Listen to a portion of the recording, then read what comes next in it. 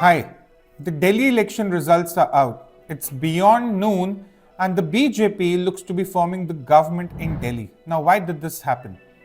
Let's talk about the Aam Aadmi Party first. The Aam Aadmi Party was caught in a lot of issues. The Sheesh Mahal, the liquor policy scam, the issues with civic infrastructure, the issues pertaining to the funding for infrastructure projects, the whole spree of advertising that was going around in Delhi and being discussed for the last decade. But the honest thing is, Aam Aadmi Party peaked in 2015. They did a little better in 2020 compared to what everyone was expecting, but their peak in 2015 was when the Delhi population really wanted them to be in the state assembly. The Delhi population was clear. The voter was saying Narendra Modi as the Prime Minister in the center, Arvind Kejriwal as the Chief Minister in Delhi. By 2020, that sentiment sort of evaporated, but not enough to get Arvind Kejriwal out. But in 2020, one exceptional thing happened. BJP was the only party to register an uptick in its vote share at 38%. Aam Aadmi Party registered a decline in its vote share even while clocking 60 odd seats. There was a decline in their overall vote share in a lot of seats, but no one noticed that. In 2025, finally, the Aam Aadmi Party is out. The Delhi voter has made the clarion call, we need a change. Now let's talk about Delhi 2 weeks ago, 25th January 2025. No one would have given the BJP a chance. No one would have said, look, the BJP will come back to Delhi after 27 years with a thumping victory. Because on the ground, the buzz was not there. After 26 January, the BJP went into what I call the T20 election mode. There were strategic rallies done by Chief Minister Yogi Adityanath, Home Minister Amit Shah, and most importantly by Prime Minister Narendra Modi. I remember Prime Minister Narendra Modi going into Wazirpur, one of the constituencies where he handed over the keys for more than 1,600 flats to people from the economically weaker sections. So there was a very combined effort, but a strategic effort. The BJP knew which were its strongholds. The BJP knew that in 2020, there were 38% threshold and there were 43 seats where this 38% threshold was crossed. That is, on 43 seats, BJP had more than 38% vote share in 2020. Now, why is this important?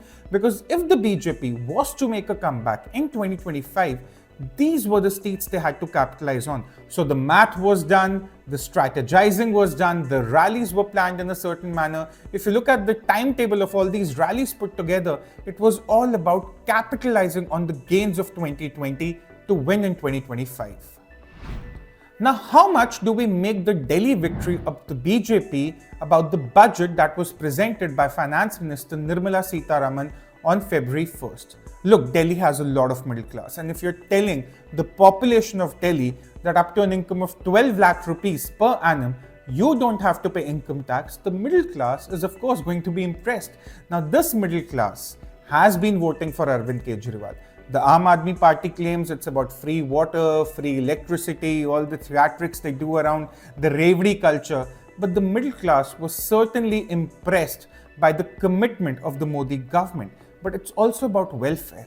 Look at Ayushman Yojana extended to the senior citizens across economic spectrum, across economic backgrounds, across the country. And in Delhi, Arvind Kejriwal was unwilling to implement it. In the budget, the gig workers were also included in the Ayushman Bharat Yojana. They were given that health cover, and in Delhi, they wouldn't have got it.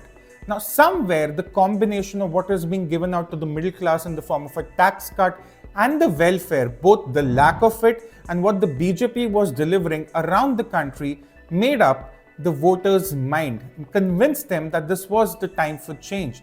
Now, Arvind Kejriwal has been promising a lot in Delhi. There are cash transfers, which he failed in Punjab. He failed in Punjab to deliver those 2,100 rupees or 1,100 rupees he was promising. So in Delhi, there was a crisis of credibility also.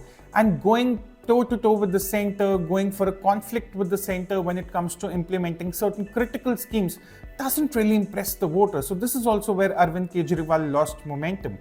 Now, a few anchors on the result day earlier today were talking about a level playing field. Now, one doesn't really understand how a level playing field works. For one, it's very subjective. This debate also happened during the Lok Sabha. Oh, it's not a level playing field. Arvind Kejriwal is a smaller national party. BJP is perhaps a big party. Look, Arvind Kejriwal was the incumbent. The incumbent can never claim that he's not fighting on a level playing field. But at a 42% vote share, which was around 12 noon for the Aam Aadmi Party, how can the party or its lackeys in the media or on social media claim that it's not a level playing field? It's not like the party has gone from a 54% vote share to a 5.4% vote share. So where is this discussion about the level playing field coming from? It more of looks like a desperate exit route being planned for the Aam Aadmi Party to say, look, the BJP has all the bigwigs coming out to campaign to get people to vote. Arvind Kejriwal and Manish Sisodia perhaps were not having the same advantage, the same political capital, and therefore they lost. But again, at the end of the day, 10 years of anti-incumbency, 10 years of being in government in Delhi, you had the level playing field, just that you had the baggage as well. And finally, BJP would be happy to break the trap of 30. Now, what is this trap of 30 as I'd like to define it? It's the vote share. The BJP, apart from the only election it won in Delhi in 1993, was unable to cross the 30%, rather the 40% vote share mark for the last few state assembly elections. In fact, in 2020, when it secured more than 38% overall vote share in Delhi, that was one of its highest vote shares ever, apart from the time it won. Today, its vote share along with its allies would be more than 47-48%, and that is a record in itself. But more importantly, BJP is back in Delhi, Arvind Kejriwal goes out. What's next for the Congress, one wonders.